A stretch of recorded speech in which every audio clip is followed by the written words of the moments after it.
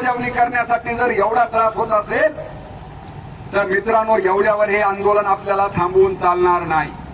आज पांगरी, लिंबोटा आणि या परिसरातल्या शेतकऱ्यांचं आम्ही अतिशय मनापासून आभार आणि अभिनंदन करतोय. या पद्धतीनं तुम्ही आज हे आंदोलन हाताळताय. पै 5 पैसा गोळा करून 10 20 रुपये 100 रुपये गोळा करून तुम्ही हे आंदोलन चालू केलेलं आहे. हे आंदोलन महाराष्ट्रातल्या ऊस उत्पादक शेतकऱ्यांसाठी अत्यंत मार्गदर्शक ठरणार आहे. म्हणून आमची कळकळीची विनंती आहे, आम्हाला जेव्हा आता इथले एपीआय साहेब बोलू लागले त्यांनी सुद्धा हतबलता दाखवलेली आहे की ज्या पद्धतीची भूमिका कारखान्यांच्या लोकांनी, कारखानदारांनी आणि कारखान्यांच्या ओएसने एमडीनी घ्यायला पाहिजे ती घेत नसल्याचं दिसून येत आहे. आणि म्हणून आपल्याला आमचा प्रस्ताव आहे, कळकळीची विनंती आहे.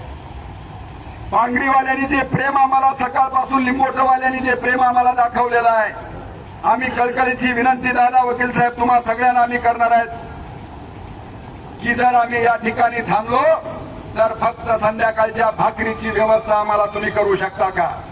घराघरातली भाकर, आपल्या मायमाऊलींनी केलेली भाकर तुम्ही जर आम्हाला देणार असाल